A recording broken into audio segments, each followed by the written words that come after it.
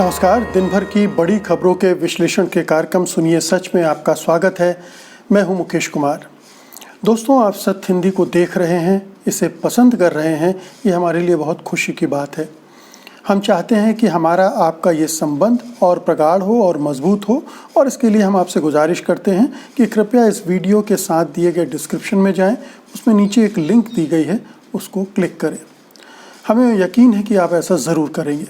तो आइए अब शुरू करते हैं आज की बड़ी खबरों के विश्लेषण का कार्यक्रम सुनिए सच। और सुनिए सच में सबसे पहले आज की खास खबरों पर एक नज़र। कृषि के बुनियादी ढांचे के लिए 1 करोड़ देगी सरकार। हादसों में मरे मजदूरों पर सुप्रीम कोर्ट बोला, कोई कैसे रोक सकता है। अमेरिकी एजेंसी ने कहा, मुस्लिम प्रदर्शनकारियों को रिहा करे भारत। गडकरी ने माना, सरकार ने लघु उद्योग के 5 लाख करोड़ नहीं दिए। धार्मिक कार्यक्रमों में लोगों का जुटना जारी, कर्नाटक के मंदिर में उमड़े लोग। और आइए अब शुरू करते हैं आज की प्रमुख खबरों का विश्लेषण विस्तार के साथ। तो सबसे पहले आज की सबसे बड़ी खबर लेते हैं। वित्त मंत्री निर्मला सीतारमण ने कहा है कि आत्मनिर्भर भारत आर्थिक पैकेज के तहत खेती, दुग्ध व्यवसाय, पशुपालन, मछली पालन और फ्रूट प्रोसेसिंग जैसे व्यवसायों को प्रमुखता दी जाएगी। उन्होंने कहा कि कृषि के आधारभूत ढांचे में सुधार के लिए 1 लाख करोड़ रुपए के फंड का ऐलान किया गया है।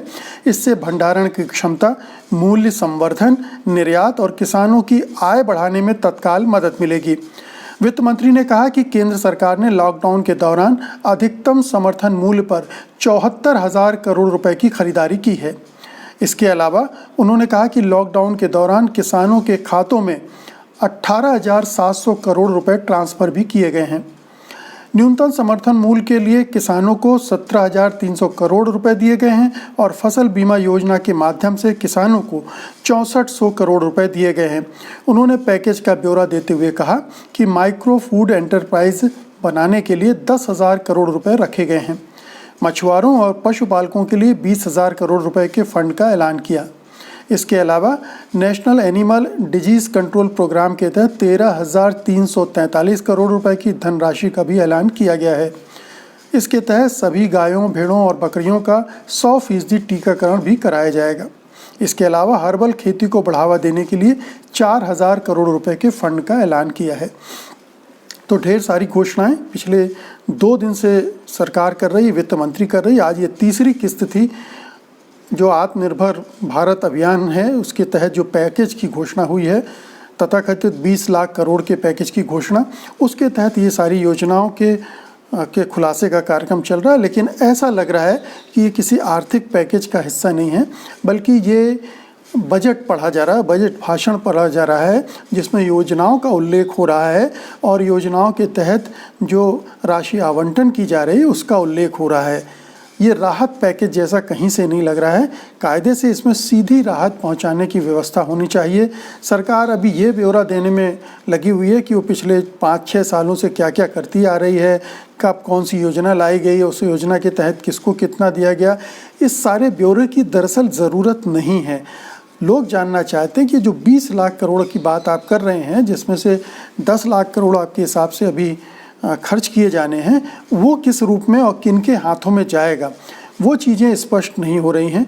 और वो भी ये जो योजनाएं, जिन योजनाओं का वो उल्लेख कर रही हैं, जिनके बारे में बतिया रही हैं, वो दरअसल लंबे समय की योजनाएं लग रही हैं कि कुछ साल भर, कुछ 2 साल, कुछ 3 साल तक खर्च होता रहेगा। तो ये फिर पैकेज कहाँ से हुआ, ये आर्थिक राहत पैकेज कहाँ से हुआ ना। इससे तो सीधे किसी मजदूर वर्ग को, किसान वर्ग को फ़ायदा हो रहा है, और ना ही उद्योग और व्यापार जगत को ऐसा लग रहा है कि इसके खर्च होने से आर्थिक गतिविधियों में इजाफा हो जाएगा।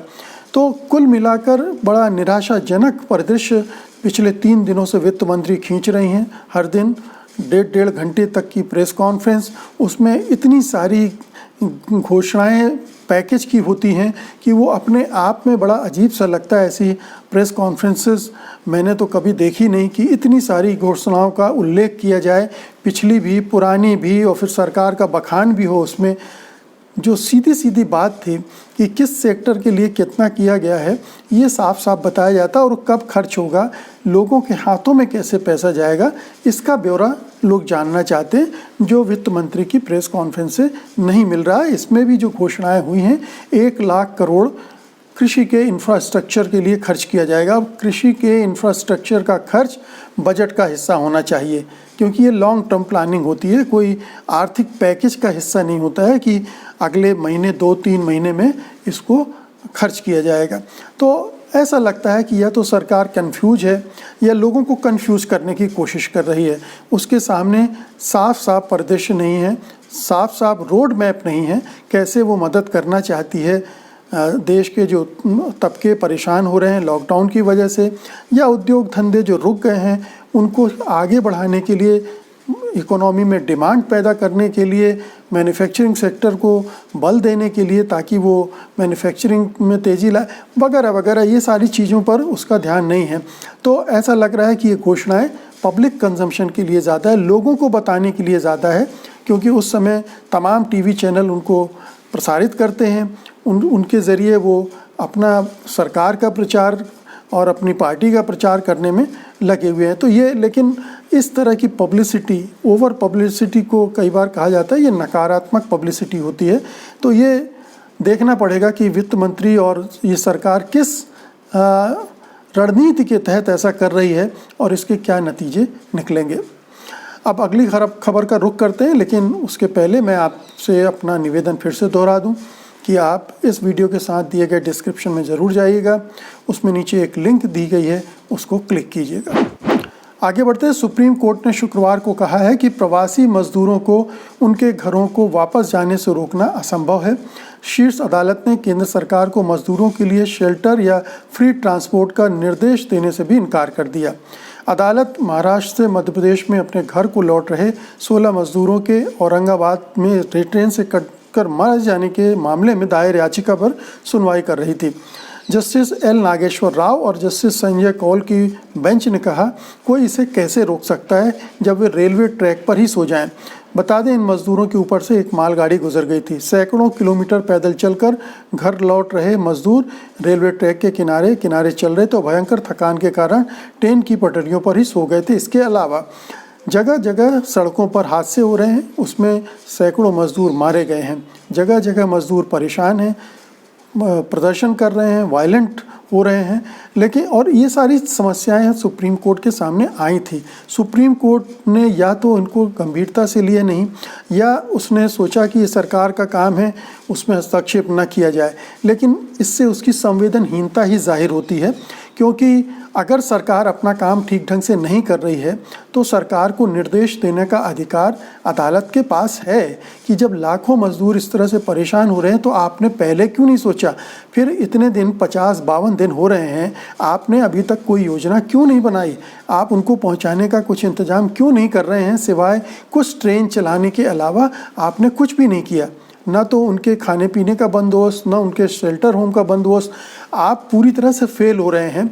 लेकिन सरकार, ऐसा लगता है कि कहीं से भी दखल देने के लिए तैयार नहीं है, वो सरकार को कुछ बोलने के लिए भी राज़ी नहीं है। तो एक तरह से ये सुप्रीम कोर्ट का एक नकारात्मक रवैया माना जाएगा कि इस तरह की सिचुएशन में जहां लोग उससे हस्तक्षेप की उम्मीद रख रहे हैं, जब सरकार अपना काम ठीक ढंग से नहीं कर रही है, सरकार लापरवाही बरत रही है, लेट लतीफ़ी बरत रही है, अनदेखा कर रही है, तब लोग उम्मीद करते हैं कि सुप्रीम कोर्ट या जो न्याय व्यवस्था है वो हस्तक्षेप करेगी, सरकार को बोलेगी, सरकार को फिर उस पर अमल करना पड़ता है। तो यहाँ तो मामला ऐसा लग रहा है जैसे सुप्रीम कोर्ट सरकार के साथ खड़ा है और उसे आम जनता से मतलब नहीं है। ये बड़ा ख़राब संदेश निकल रहा है इसका। उसे थोड़ा सा इस मामले में संवेदनशीलता के साथ सोचना चाहिए। इस तरह से नहीं कहना चाहिए कि मज़दूर ट्रैक पर सो जाएं। मज़दूर क्यों ट्रैक पर सो जाएं, ये भी सवाल सो रहे हैं, ये भी सवाल उठना चाहिए। क्यों ऐसी स्थितियां बन रही हैं कि लोग पैदल सड़कों से सैकड़ों किलोमीटर का सफ़र तय कर रहे हैं, छोटे छोटे बच्चों के साथ, महिलाओं के साथ, गर्भवती महिलाओं के साथ, इतने सारे सामान को ढोकर ले जाते हुए। उनकी पीड़ा को सुप्रीम कोर्ट को समझना चाहिए। लेकिन अफसोस की बात है कि जिन जजों ने इस मामले की सुनवाई की है, उन्होंने वो समझदारी, वो संवेदनशीलता नहीं दिखलाई है। और आइए अब रुख करेंगे आज की तीसरी सबसे बड़ी खबर पर।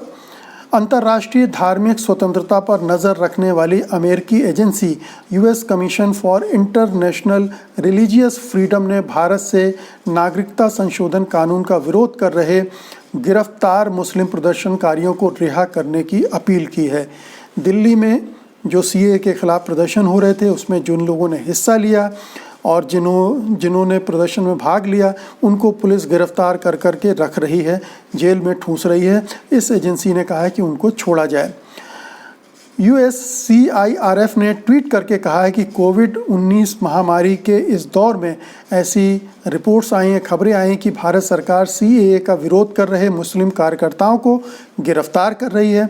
इसमें सफूरा जरगर नाम की महिला भी हैं जो गर्भवती हैं।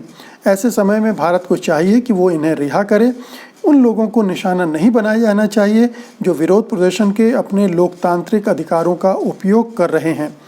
बता दें, इस एजेंसी ने पिछले महीने प्रकाशित अपनी रिपोर्ट में भारत को उस सूची में रखा था जहां साल 2019 में धार्मिक स्वतंत्रता की स्थिति खराब हुई है। वहीं CAA विरोधी लोगों को गिरफ्तार किए जाने पर एक अन्य ट्वीट में आयोग ने दावा किया है कि ये बेहद दुर्भाग्यपूर्ण है कि नकारात्मक ट्रेंड साल 2019 में देखने को मिला था वो साल 2020 में भी जारी है। तो ये जो रिलीजियस फ्रीडम पर नज़र रखने वाली अमेरिकी एजेंसी है उसने साफ तौर पर सरकार को कटघरे में पहले भी खड़ा कर दिया था और अब इस अपने ट्वीट के ज़रिए, अब देखिए सार्वजनिक तौर पर ट्वीट किया गया है इस एजेंसी के द्वारा। इसका मतलब है कि एक अंतर्राष्ट्रीय खबर बन रही है, बिल्कुल खुल्लाम खुल्ला कर रहा है। उसने कोई चिट्ठी गोपनीय नहीं लिखी है सरकार को कि इनको छोड़ा जाए, कोई इस तरह से प्रतिरोध प्रकट नहीं किया है, सीधे सीधे ट्वीट किया है। और इससे ये भी पता चलता है कि विश्व स्तर पर भारत की किस तरह से बदनामी हो रही है, ख़ास तौर पर जो दिल्ली में दिल्ली पुलिस कर रही है।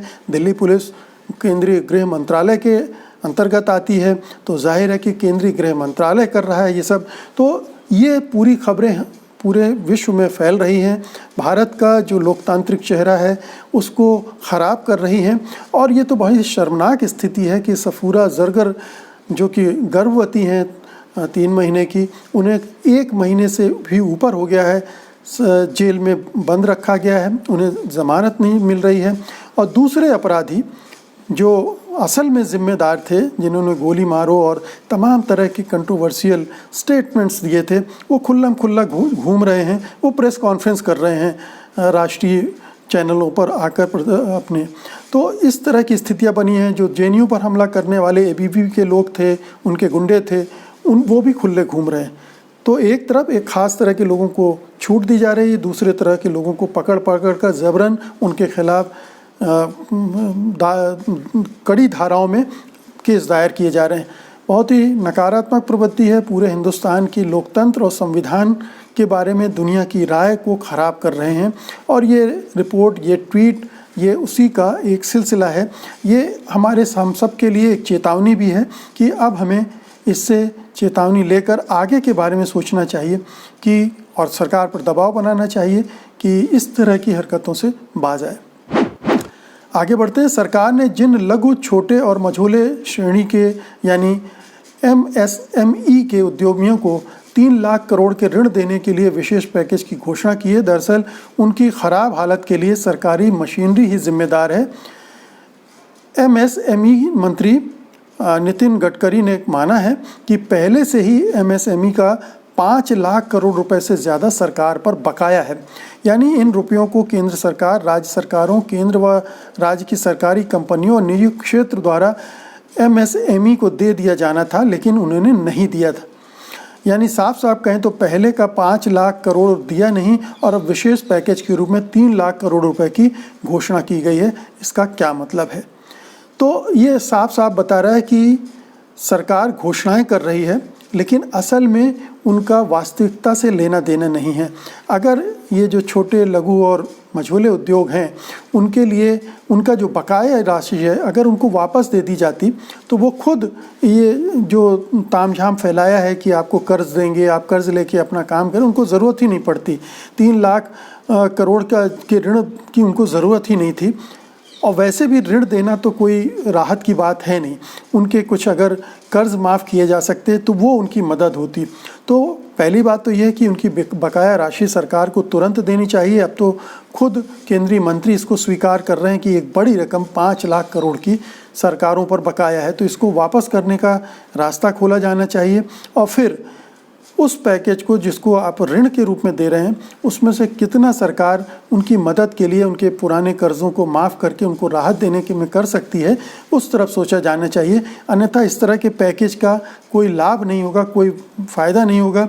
और जो ये इस स्तर के उद्योग धंधे हैं, जिस तरह से पहले से सफ़र कर रहे हैं, पहले से परेशान हो रहे हैं, लॉकडाउन के बाद और ख़राब हो गया।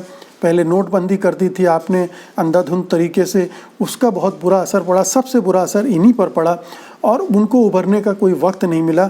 और जब थोड़ा फिर अर्थव्यवस्था गड़बड़ा गई जीएसटी वगैरह की वजह से, और फिर इतना धन उनका बकाया है सरकारों पर, तो इस पर काम करने की ज़रूरत है, रोज़ रोज़ नेशनल चैनल पर गाल बजाने के बजाय।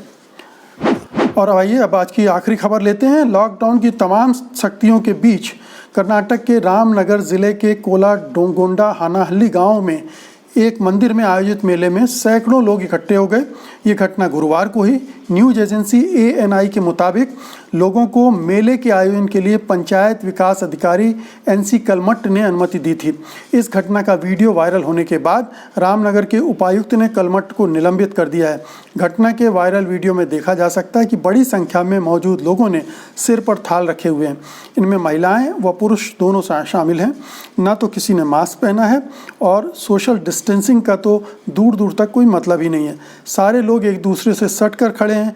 बताया गया कि मेले में 1000 से ज़्यादा लोग मौजूद थे। लॉकडाउन के चलते देश भर में धार्मिक सामाजिक कार्यक्रमों पर बैन है, लेकिन कई घटनाओं में लोगों ने खुलकर लॉकडाउन को तोड़ा है और ये सिलसिला चला आ रहा है। कर्नाटक में और भी पहले की घटना हुई। मैं आपको कुछ घटनाओं का विवरण भी देता हूँ ताकि लोगों को पता रहे कि सारा ठीकरा एक खास समुदाय पर फोड़ दिया गया था। हमारे टीवी चैनलों ने, हमारे मीडिया ने, और एक कैंपेन राजनीतिक दल और उसके सहयोगी संगठनों ने भी चलाई थी, अफवाहों को फैलाया था। तो एक धर्म को निशाना बनाया गया। लेकिन अब जब दूसरे धर्म के लोग ये सब कर रहे हैं तो ना खबर बन रही है, ना टेलीविज़न पर कोई डिबेट हो रही है, ना इसके खिलाफ कोई अभियान चल रहा है, ना इनमें शामिल होने वाले लोगों को जाहिल या गंवार कहा जा रहा है, या उनको ये भी नहीं कहा जा रहा है कि वो किसी कॉन्स्पिरेसी के तहत इकट्ठे हो रहे हैं। तो कुछ जो घटनाएं हुई उनका मैं ब्यौरा दे रहा हूँ। कुछ दिन पहले मध्य प्रदेश के सागर ज़िले में जैन समाज के एक धार्मिक कार्यक्रम में बड़ी संख्या में लोग उमड़ पड़े थे और वो भी सोशल डिस्टेंसिंग का पालन नहीं कर रहे थे, उन्होंने भी मास्क नहीं लगाए थे। इसके अलावा पिछले महीने कर्नाटक के ही कलबुर्गी ज़िले में आयोजित सिद्धलिंगेश्वर मेले में भाग लेने के लिए बड़ी संख्या में लोग इकट्ठे हो गए थे। इस कार्यक्रम का जो वीडियो सामने आया था उसमें सैकड़ों लोग कंधे से कंधा मिलाकर रथ को खींचते हुए देखे रहे। वहीं महाराष्ट्र के सोलापुर में भी अप्रैल महीने की शुरुआत में एक रथ यात्रा निकली थी। सैकड़ों लोग उसमें शामिल हुए और जब लॉकडाउन के चलते पुलिस ने उन्हें रोकने की कोशिश की तब गांव वालों ने पथराव शुरू कर दिया। कई पुलिस वाले घायल हो गए। 100 से ज़्यादा लोगों पर मामला दर्ज हुआ है। 22 लोगों को हिरासत में भी लिया गया है। तो आप देखिए कि ये इस तरह के जो धार्मिक समारोह हैं वो होते जा रहे हैं।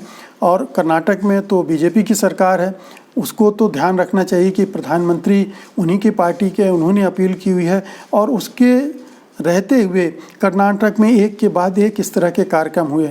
देश के दूसरे हिस्सों में भी बहुत सारे कार्यक्रम हुए हैं जिनका जिक्र मैं अभी नहीं कर रहा हूँ, एक लंबी फहरिस्त बन सकती है। कहने का मतलब ये है कि आप किसी एक ख़ास धार्मिक समुदाय को निशाना मत बनाइए। ये जो नासमझी है, जो लॉकडाउन और कोरोना के बारे में नासमझी है, जागरूकता की कमी है, वो सभी जगह बराबर है और सभी लोग उसी तरह से उसको अनदेखी कर रहे हैं। और ये तो कुछ ज़्यादा ही हो गया क्योंकि अब तो 40-50 दिन से ज़्यादा हो गए हैं। अब तो इतनी अवेयरनेस हो जानी चाहिए।